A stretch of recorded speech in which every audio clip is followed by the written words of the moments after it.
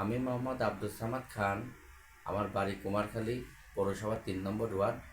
আমি একজন ব্যবসায়িক। আমি বিগত ৪ মাস আগের থেকে আমি চরবহলা গোবিন্দ এবং চাপড়া মৌজার আমি একটি সরকারি খাস আদায়ের কালেকশনে একটি বালি মহল ইজারা দিই।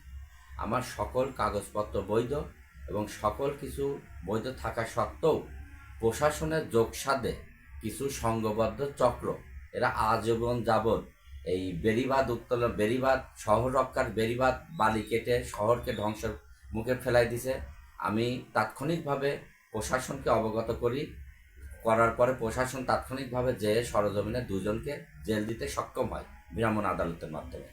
তার পরবর্তীতে জেল শেষ করে এসে সংঘবদ্ধ চক্রটি বড় আকারে সংবিধিত একত্রিত হয়ে শক্তি অর্জন করে বৈধ মালিকানাকে হটাই দিয়ে জোরপূর্বক দখলপূর্বক অস্ত্র দ্বারা, আগ্নেয়াস্ত্র দ্বারা চরকে অবৈধভাবে দখল করে লক্ষ লক্ষ ফিট বালি, লক্ষ লক্ষ ফিট মাটি উত্তোলন করতেছে এবং তার সাথেও আমার খাস কালেকশনের সীমানার পার হয়েও তারা বেড়িবাঁধকেও ধ্বংস করে একদম নিঃশেষ করে দিচ্ছে। আমি প্রশাসনকে বারবার হস্তক্ষেপ কামনা করি, প্রশাসনকে বারবার মৌখিকভাবে লিখিতভাবে আমি আবেদন করলে প্রশাসন বিষয়টা দেখব বলে সবাই বিলম্ব ঘটাচ্ছে। অথচ আমার প্রতি মাসে খাস কালেকশন বাবদ ৩ থেকে ৪ লক্ষ টাকা সরকারের রাজস্ব আমি আদায় করতেছি, রাজস্ব দিচ্ছি।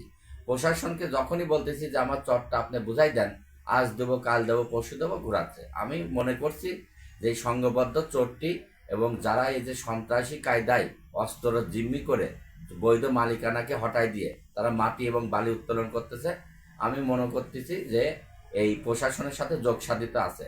আর প্রশাসন যদি প্রকৃতিপক্ষই তাদের সাথে যোগসাধিত না থাকে, তাহলে জনগণ এবং আমাকে তারা নিরপেক্ষতা প্রমাণ করে আমার চরটাকে বৈধভাবে বুঝাই দিক, আমি যাতে পরিচালনা করতে পারি।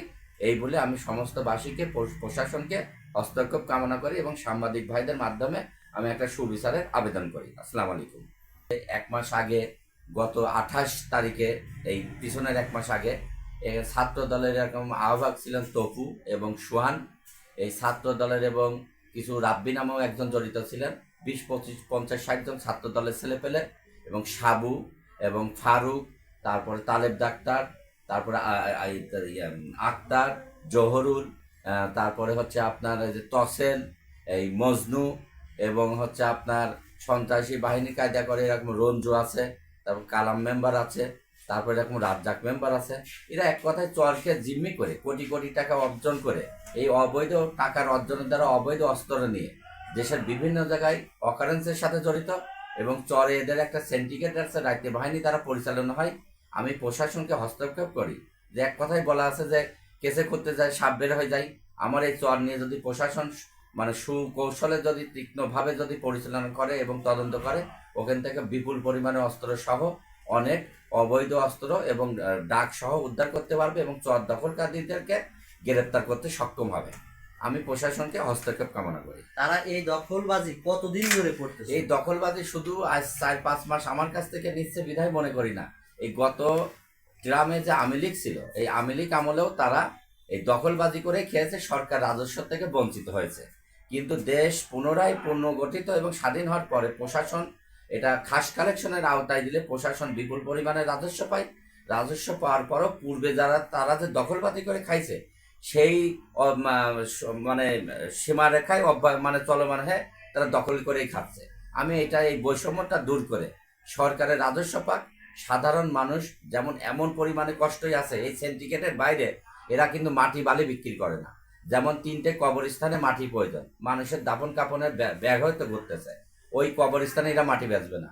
সরকারি কার্যে রোডের বালি দরকার, ওখানে দেবে না। মানুষের বসত বাড়িতে বালি দরকার, ওখানে দেবে না। এরা দেবে চক্রর যারা সদস্য, তাদের ইট ভাটায় মাটি দেবে, তাদের ওখানে বালু দেবে। তারা যারা এই চক্রের সাথে জড়িত আছে তাদের মাধ্যমে বালি নিতে হবে। সাধারণ মানুষের উপকারের জন্য যে বাংলাদেশ সরকার খাস কালেকশন দিচ্ছে, সাধারণ মানুষ কিন্তু এই বালি এবং মাটির থেকে বঞ্চিত হচ্ছে। আমি চাই সাধারণ মানুষের কাছে এই বালি এবং মাটি পৌঁছায় যাক, মানুষের উপকারে লাগুক এবং ধর্ম প্রতিষ্ঠান, গোরস্থান এবং মসজিদ মাদ্রাসায় মাটি থেকে মানুষের কষ্ট হচ্ছে, কষ্টটা নিরসন চাচ্ছি। কিন্তু এই সংঘবদ্ধ চক্রটি দখল থাকার কারণে তাদের সিন্ডিকেটের বাইরে মাটি এবং বালি বিক্রি করে না।